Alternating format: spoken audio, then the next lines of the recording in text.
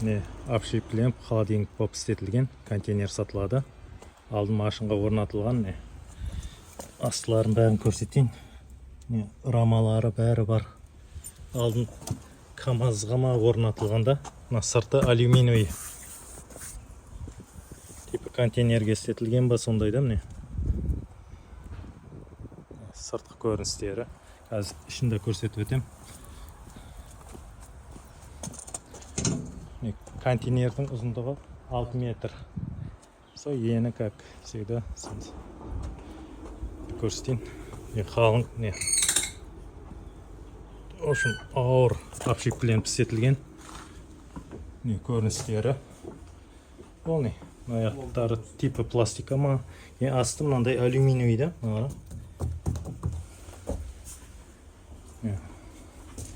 Ол апшипленіп істетілген холодильник болып негізі.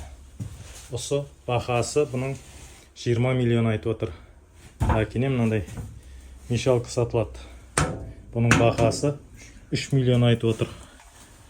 Моторчиктері бәрі бар. Мына жақта мынандай қазандар бар. 3, 4, 5, 6, 7, 8, 9, 10, 12, 13, 14 қазан мынау. Кейін мына жақта істетілген 3 қазан бар. 15, 16, 17. Және біреуі бар дейді, 18 қазан дейді общий. Бұлардың бағасы 500 мыңнан деп отыр. Мыналар 2013 жыл алынғанда, бірақ енді құймама не екен білмедік, бірақ астын көре алмадық. Сондай.